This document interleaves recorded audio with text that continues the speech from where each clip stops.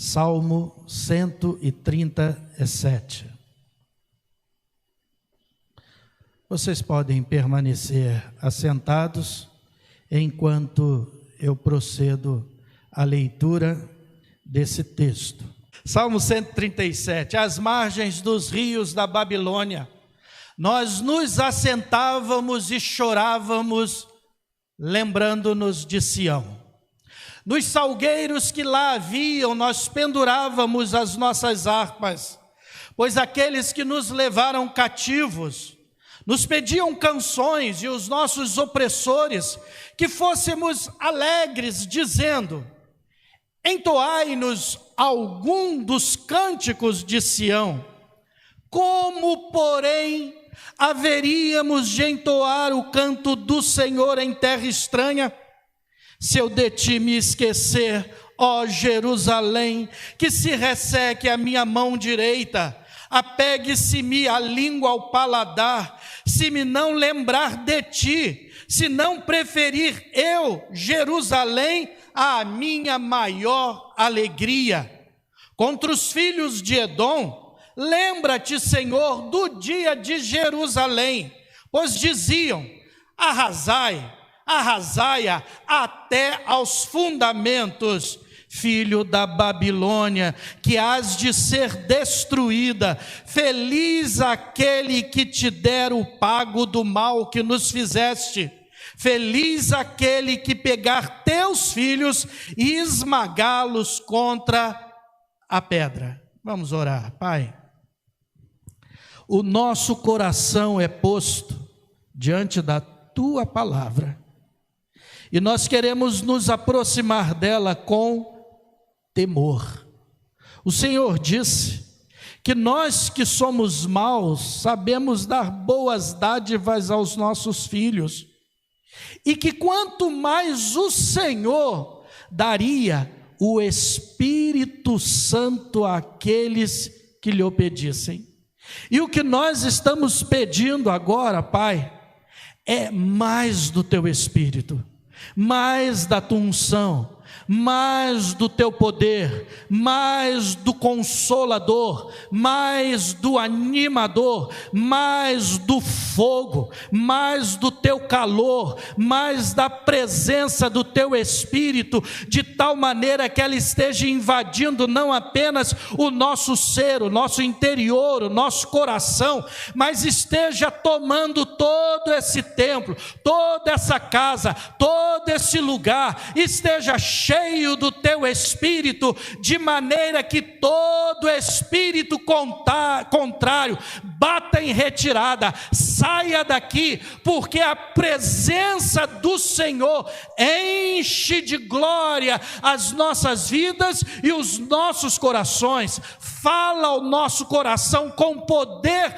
transformador, com poder que somente a tua palavra tem, e nós estamos esperando com ansiedade a manifestação da tua palavra aos nossos corações nesta noite, e pedimos que seja assim, não porque mereçamos, mas por causa do nome de Jesus Cristo, o nosso Senhor e Salvador. E sendo assim, nós já te agradecemos, porque assim será, por causa do nome dele.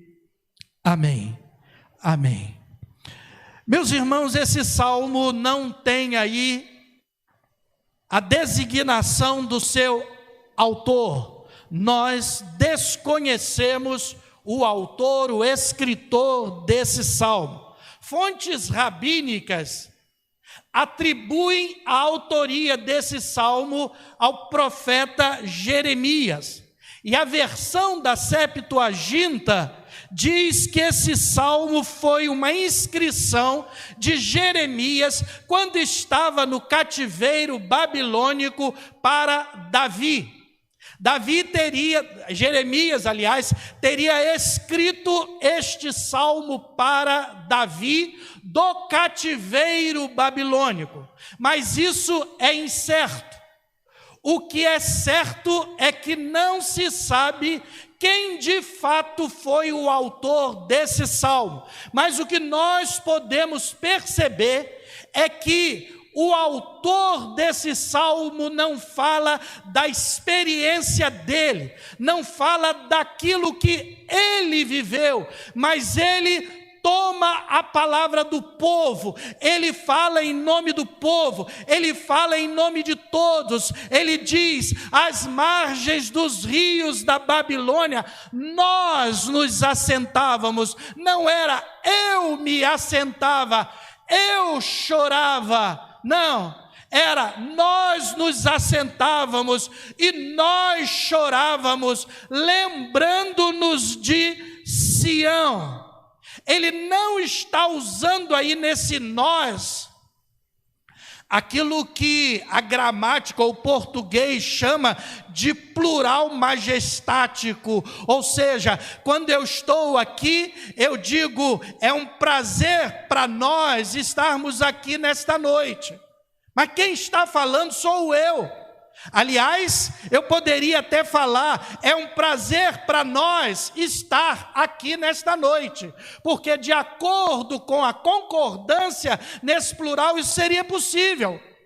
E ele é usado, muito usado, quando é uma personalidade, portanto, que está falando, que não é o caso desse salmo, é um irmão que no meio do povo recorda tudo o que aconteceu com eles, e quando Jerusalém fora sitiada pelo exército do rei da Babilônia, de Nabucodonosor, e aquele processo de sítio, aquele cerco. Aliás, quando eu cheguei aqui, no segundo cântico, se eu não me engano, eu já estava pensando assim: será que eles conhecem aquele cântico que diz, eu só conhecia esse cântico em inglês, e agora ouvi aqui e pensei até mesmo fazer uma versão para a gente cantar esse louvor lá na igreja. É assim que eu luto minhas guerras, é assim que eu luto as minhas batalhas. E lá no inglês ele diz assim: dizem que eu estou cercado, mas eu estou cercado por ti. Quando estão dizendo que eu estou sitiado, que eu estou rodeado, que eu estou amarrado, eu estou sitiado, amarrado por ti, guardado é pelo Senhor. E ele então se lembra desse processo de sítio, desse cerco que o povo de Israel passou, onde as vinhas foram queimadas, o templo fora destruído, as famílias foram arrasadas e separadas. O profeta Jeremias, quando descreve esse processo de sítio, ele diz que os jovens israelitas foram levados para a Babilônia. E certa vez pregando isso, até me chamaram a atenção depois, porque eu falei o que a Bíblia diz lá que eles foram levados com as nádegas de fora. E uma irmãzinha muito santa depois disse assim: pastor, como é que o senhor fala alguma coisa assim de púlpito? O senhor disse que eles foram levados, eu não vou repetir aqui a palavra. Eu falei: minha irmã, a palavra a outra é que eu não podia usar, né? Que vocês já até pensaram aí. Essa que eu não deveria usar, mas a certa é essa mesmo, só tem essa, não tem outra não. Mas a vergonha é para ilustrar a vergonha que o povo de Israel passou, a humilhação que o povo de Israel passou. Portanto, nesse salmo, nós temos expressões dos sentimentos deles, de quem passou pelo cativeiro, de quem passou por limitações da liberdade, por quem passou pela escravidão. Esse salmo, ele não tem um conteúdo messiânico, ou seja, ele não aponta para Jesus como muitos outros salmos apontam. Ele não tem também uma doutrina, um ensino doutrinário específico, ele é apenas uma experiência relatada, ele é apenas a expressão de como eles se sentiram naquele tempo. E como é que ele narra isso? Primeiro, há um lamento saudoso pelo que eles não podiam mais fazer. Ele expressa a saudade dele por aquilo que eles não podiam mais fazer. Ele diz: às margens dos rios da Babilônia, nós nos assentávamos e chorávamos, lembrando-nos de Sião. Nos salgueiros que lá haviam, nós pendurávamos as nossas harpas, porque aqueles que nos levaram cativos nos pediam canções, mas como entoaremos o canto do Senhor em terra estranha? Então ele medita o rio, as margens dos rios, que podem ser um lugar de meditação, de oração, de busca, que representa o fluxo eterno da vida e da existência. Agora eram os rios da Babilônia, eram os rios da opressão, eram os rios da situação que eles estavam passando. Quando ele diz: e nós nos assentávamos, ou seja, o que nós podíamos fazer? Como reagir? Ele declara a impotência deles. Nós não tínhamos o que fazer, tínhamos apenas que estar sentados ali e chorávamos e lamentávamos, lembrando-nos de Sião, lembrando-nos do tempo bom, lembrando-nos do que nós éramos, lembrando-nos da nossa liberdade, lembrando-nos de quando a nossa harpa não ficava pendurada em salgueiro algum. Pelo contrário, quando nós chegávamos do trabalho, apanhávamos as harpas, tocávamos, eram louvores, eram celebrações, eram alegrias, e agora estamos apenas nas lembranças. Lembramos-nos das nossas famílias, lembramos-nos do passado alegre que tínhamos, lembramos-nos do templo, lembramos-nos dos encontros, das reuniões, das celebrações, nos salgueiros. Agora nós penduramos as nossas harpas. É como se hoje estivéssemos dizendo: não há mais quem toque o violão, não há mais quem toque a guitarra. Agora a gente olha e há apenas uma tristeza, porque está ali pendurado. Não há mais o louvor que flui, que brota. Há uma espécie, portanto, de solidariedade das harpas que não se alegravam, que não eram tocadas e que não produziam mais um louvor naquele ambiente.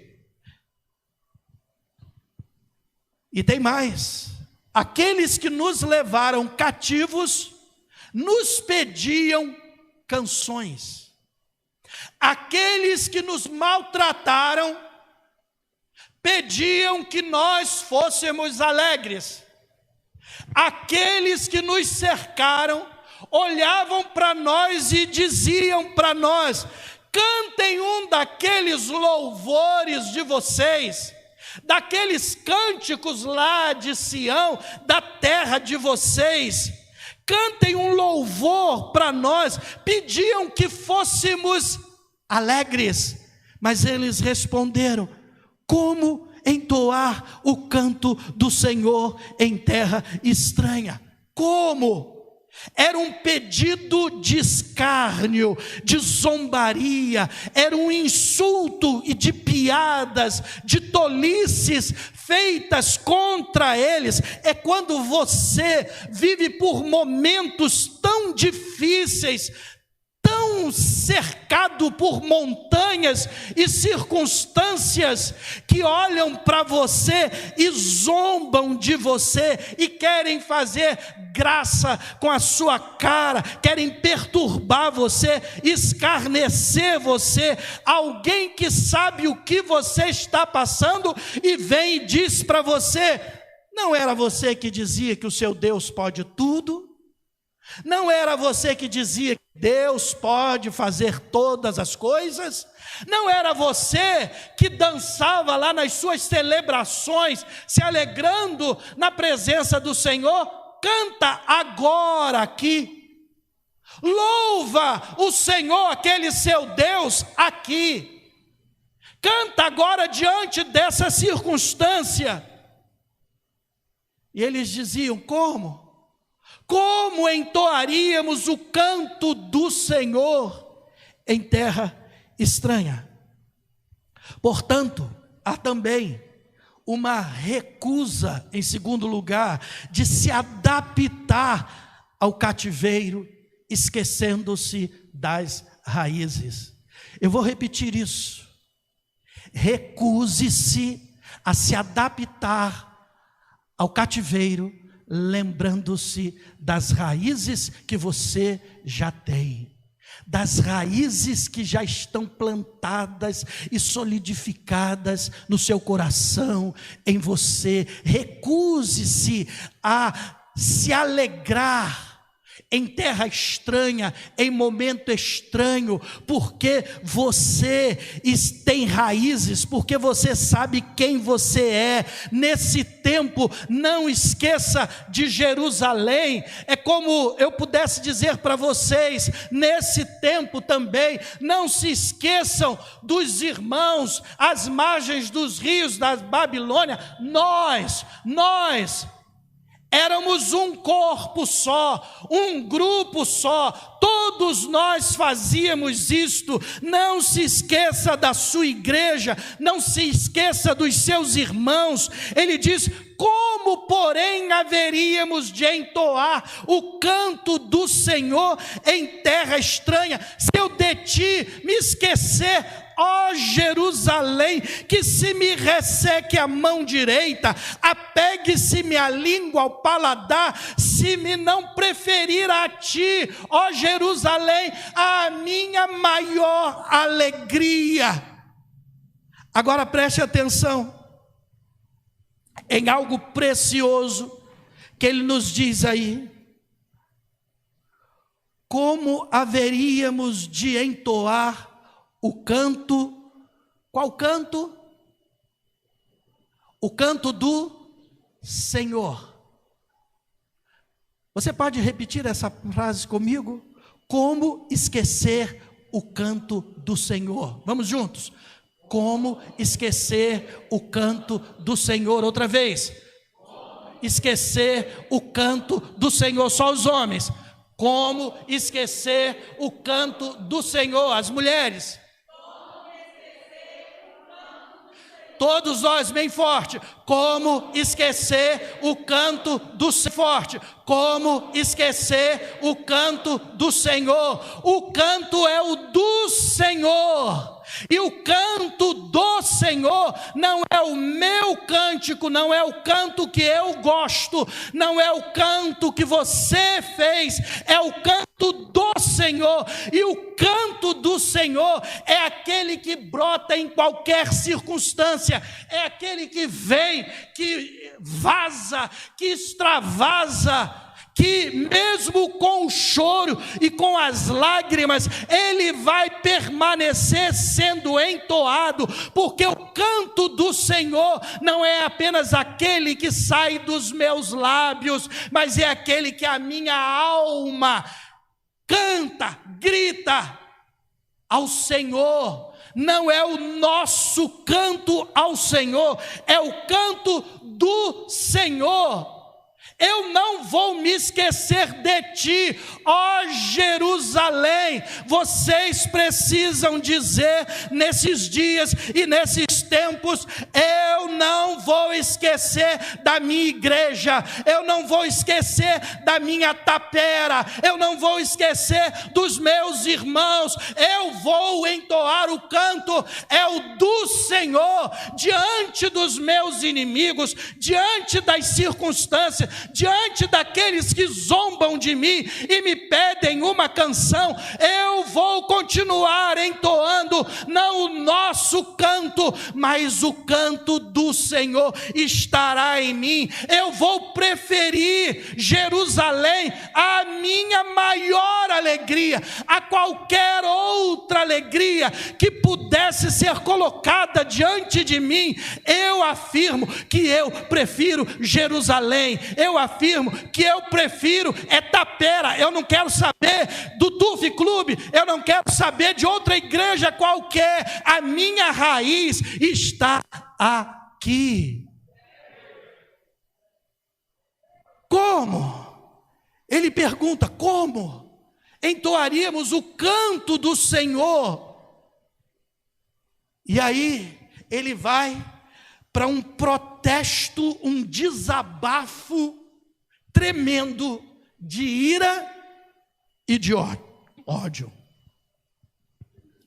Nos versículos de 7 a 9, ele diz assim, 7 a 9, ele diz assim: contra os filhos de Edom, lembra-te, Senhor, do dia de Jerusalém, pois nos diziam: arrasai, arrasai-a até os fundamentos. E ele fala: filha da Babilônia, que hás de ser destruída, feliz aquele que te der o pago do mal que nos fizeste, feliz aquele que pegar teus filhos e esmagá-los contra a pedra. O que há aqui? Será que nós podemos ter esse tipo de sentimento hoje? Preste atenção. Circunstâncias produzem sim em nós revoltas. Dias como os dias que temos enfrentado, de pandemia, de descasos políticos, de dúvidas e de limitações, e de tudo isso que vamos enfrentando, tudo isso vai produzindo em nós, sim, ira, revolta. Despertam em nosso coração esse tipo de sentimento, quando a gente vê nesse meio e nesse momento, gente oportunista, gente produzindo um monte de fake news, gente fofoqueira, gente com superfaturamentos, gente maliciosa, gente maldosa, gente cheia de ódio. Isso produz sim em nós ira, mas é muito cuidado que a gente deve ter, pois a palavra de Deus diz que a mim cabe a vingança e que Ele a retribuirá. É necessário que a gente observe que esse Edom ao qual ele se refere aí nesses versículos era o irmão de sangue de Judá, ambos descendentes de Esaú, irmão de Jacó. A atitude correta que nós devemos ter é a do Salmo 129, quando o salmista diz assim: muitas vezes me angustiaram, desde a minha mocidade me angustiaram. Israel que o diga. Ou seja, tem gente que pode testemunhar a angústia que eu venho passando desde a minha mocidade. Mas ele diz assim: todavia, não prevaleceram contra mim. Não me venceram, não prevaleceram contra mim. Pelo contrário, sobre o meu dorso eles vieram e lavraram os adoradores. Nele abriram longos sulcos, mas o Senhor foi justo, cortou a corda deles. O Senhor fez isso, a corda dos ímpios. Aí ele diz: sejam sim envergonhados e repelidos todos os que aborrecem a Sião, sejam como erva dos telhados, que seca antes de florescer, com a qual não enche a mão o ceifeiro, nem os braços os que ata os feixes. E também os que passam não dizem: a bênção do Senhor seja convosco. Mas como é que ele conclui o salmo? Vai lá no Salmo 129 e veja o último versículo desse salmo. O que que ele diz? Nós vos abençoamos. É como se ele fechasse: contra vocês estão dizendo tudo isso. No entanto, nós vos abençoamos. Em nome de Jesus, nós vos abençoamos. Você foi chamado para abençoar. Abençoai e não amaldiçoeis. Não se deixem vencer pelo mal, mas vençam o mal com o bem. E a gente vence estendendo as mãos e dizendo: entretanto, apesar de ter me feito sofrer tanto, de ter arado nas minhas costas, ou seja, causado, a figura agrícola que ele usa aí é do arador abrindo aquelas valas na terra.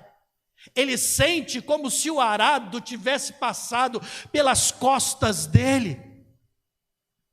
A dor, as cicatrizes e tudo que lhe havia acontecido, mas no final ele diz: nós vos abençoamos. A minha palavra para você é: eu abençoo você, eu abençoo você. Seja também essa a nossa bênção sobre as pessoas.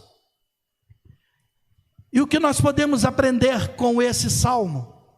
O que nós podemos aprender com a experiência desse irmão que compartilhou desse momento conosco?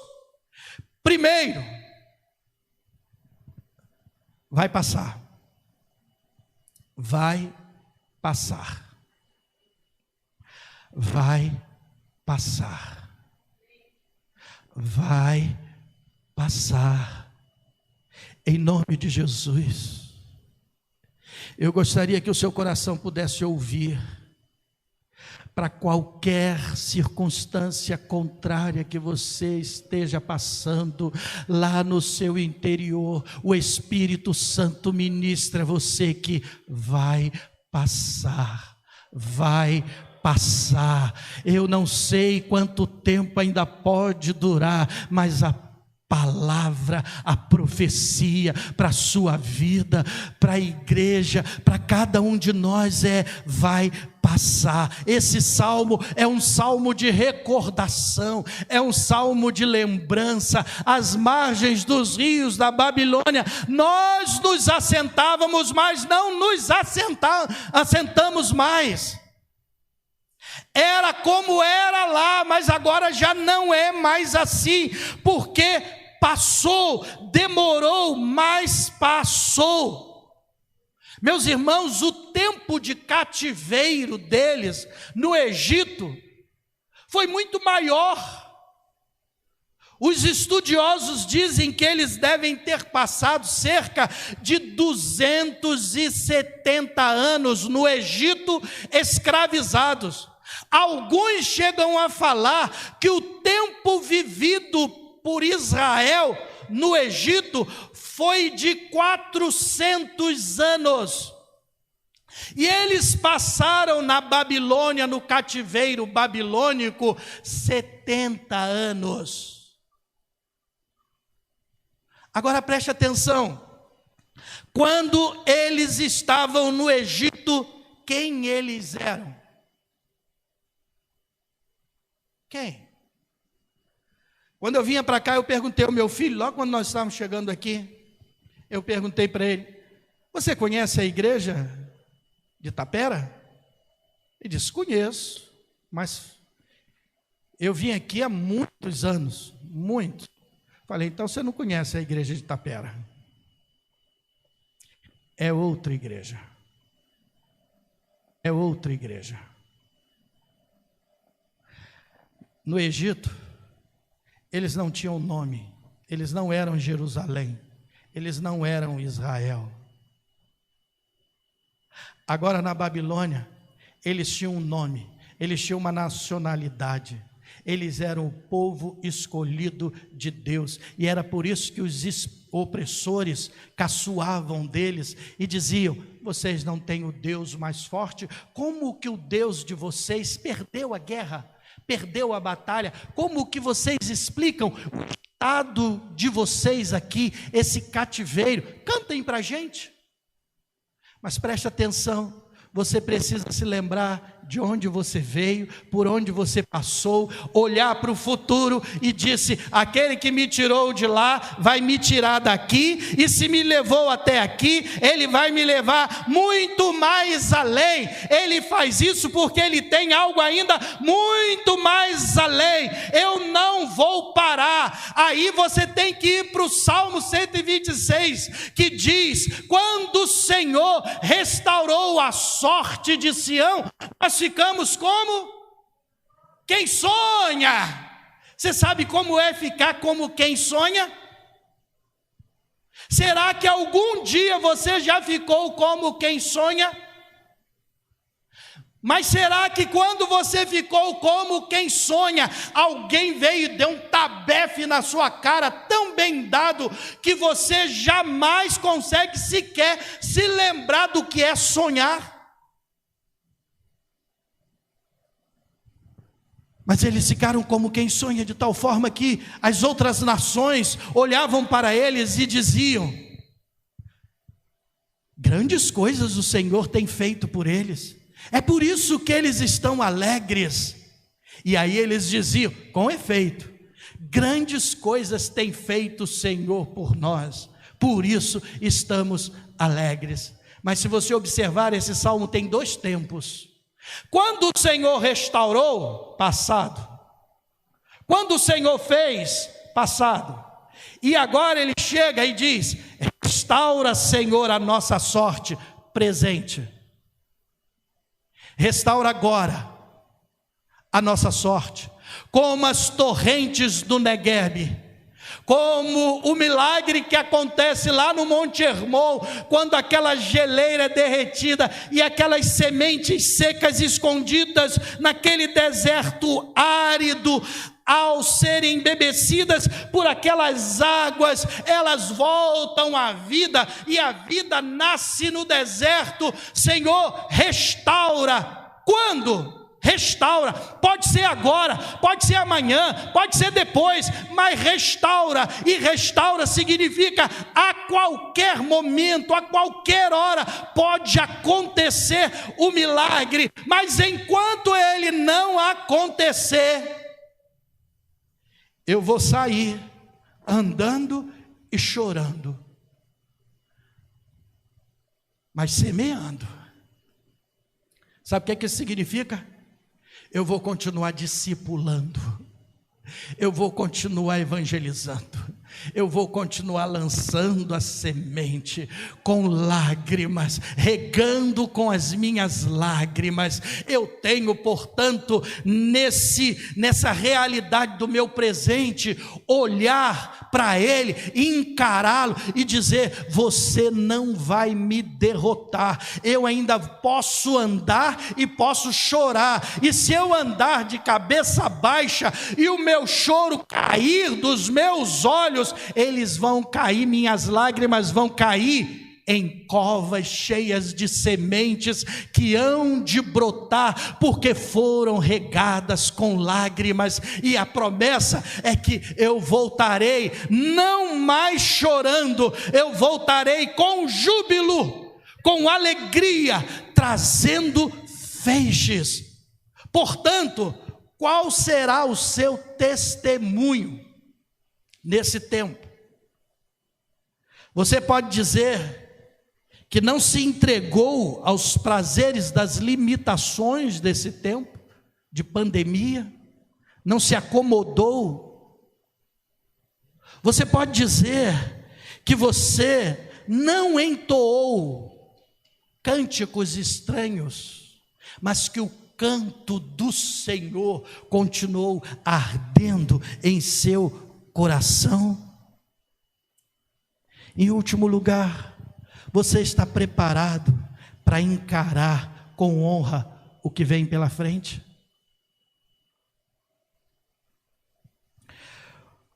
O que vem pela frente é: restaura, Senhor, a nossa sorte.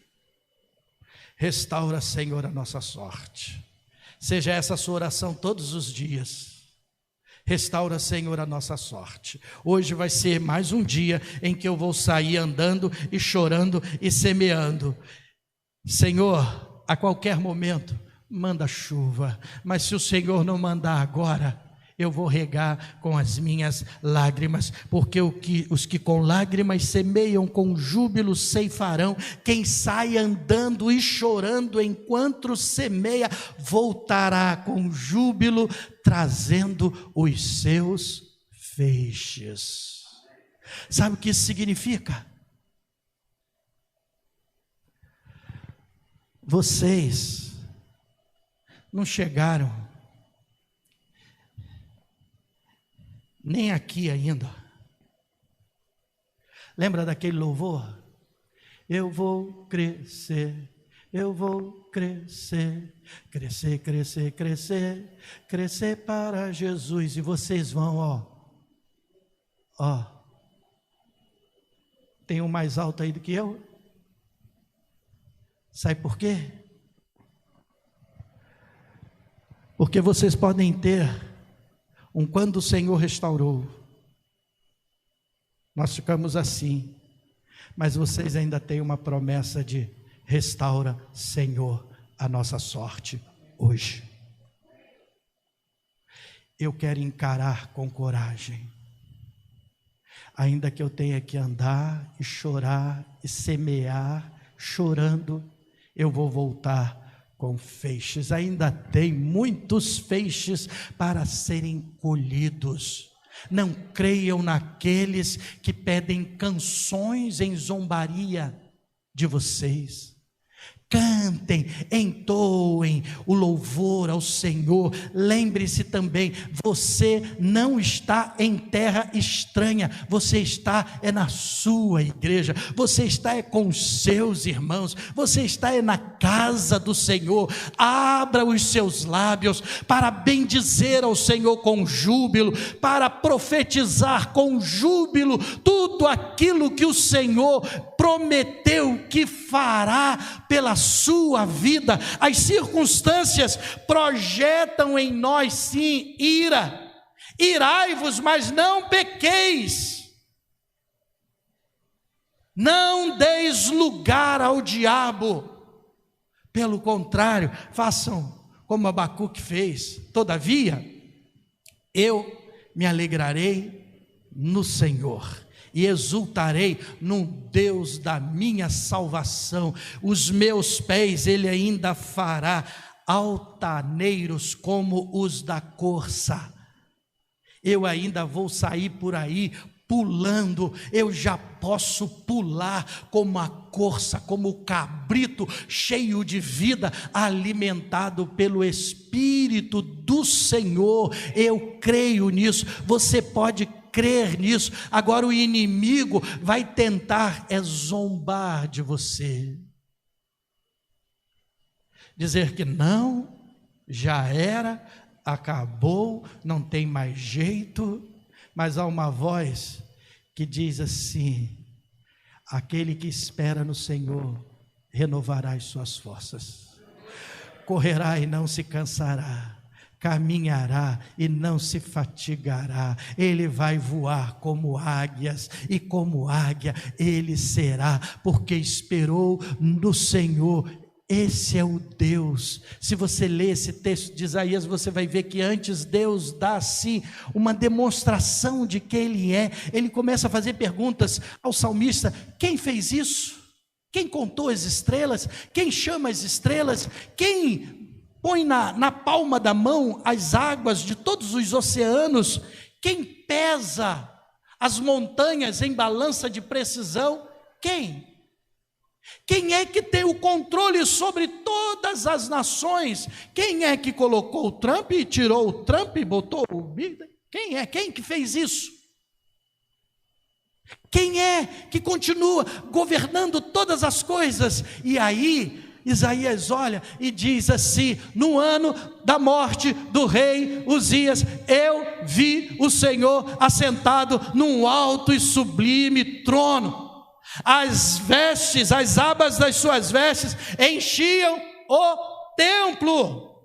Os serafins estavam ali, e os serafins diziam um para o outro. Você já observou isso? Que os serafins diziam, não era para o Senhor, eles diziam um ao outro o que o Senhor é. É como se você olhasse para o seu irmão e já começasse a dizer: santo, santo, santo, e aquele santo, santo, santo fosse enchendo o lugar de glória, vai enchendo o lugar de glória, enquanto nós vamos declarando um para o outro que o nosso Deus é santo, santo, santo. Aí ele disse: ai de mim, estou perdido, vi o Senhor. E o querubim foi, apanhou uma brasa viva do altar e veio para tocar nele. Você sabe qual é o significado da palavra querubim? Aquele que arde como fogo, brasa incandescente. Imagine aquele brasão, aquele anjão, pega uma tenaz, ele está pegando fogo, e pega uma tenaz, para pegar uma brasa do altar, e vem aquela brasa, mais aquela outra tocha, para tocar. O que você faria? Cuidado quando você começa a pedir fogo do Senhor. Manda fogo, Senhor, manda fogo. Será que você permanece de pé quando a brasa vier contra você para queimar o pecado na sua vida? Ele permaneceu. E quando o Senhor fez a pergunta: a quem enviarei e quem há de ir por nós? É a Trindade perguntando: quem é? A quem eu enviarei? Quem vai ir por nós? E o profeta diz: eis-me aqui, envia-me a mim. Quem é que vai ir pelo Senhor andando e chorando enquanto semeia, na certeza de voltar com os seus feixes? Quem é que vai continuar semeando, discipulando, evangelizando, cantando o canto do Senhor, vivendo de forma íntegra na presença dEle, sendo luz, sendo sal? Quem é? A minha oração e o meu desejo é que você hoje possa dizer: estou aqui, Senhor, eu. Mas eu me lembrei agora de um irmão, quando o pastor Jeremias, pastor da 8ª Igreja Presbiteriana de Belo Horizonte, fez um apelo assim, e o irmão procurou ele e disse: pastor, estou aqui, sou pau para toda obra. E o pastor disse para ele assim: não serve. Disse: que é isso, pastor? Estou dizendo para o senhor que eu sou pau para toda obra. Ele: não serve. Mas por quê? Porque eu estou precisando de obra para todo pau. Você entende? Eu estou precisando de gente que esteja disposta a fazer a obra do Senhor, mesmo enquanto leva a paulada, mas não desiste, continua servindo ao Senhor. Quem? A quem eu vou enviar? Se você quer dizer, eis-me aqui, agora eu quero pedir a você que só faça isso, porque você vai fazer isso não é diante de mim, é diante do Senhor. E Ele virá com brasa do altar para tocar em você. Se você, portanto, quer dizer, eis-me aqui, eu quero ser obra para todo pau, para toda paulada, eu me coloco à disposição do Senhor para andar, caminhar, chorar e continuar entoando o canto que é do Senhor. Se você quer dizer, eis-me aqui, fica de pé onde você está, nós vamos orar nesse momento por vocês. Aleluia. Louvado seja o nome do Senhor.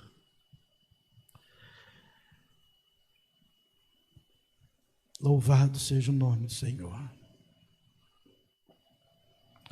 Pedir ao nosso presbítero, ele que vai ministrar essa oração sobre nós neste momento. Continue dizendo, eis-me aqui, Senhor, eis-me aqui, eis-me aqui. Que Deus abençoe a Igreja Presbiteriana de Itapera, que Deus abençoe a sua vida, em nome de Jesus. Amém.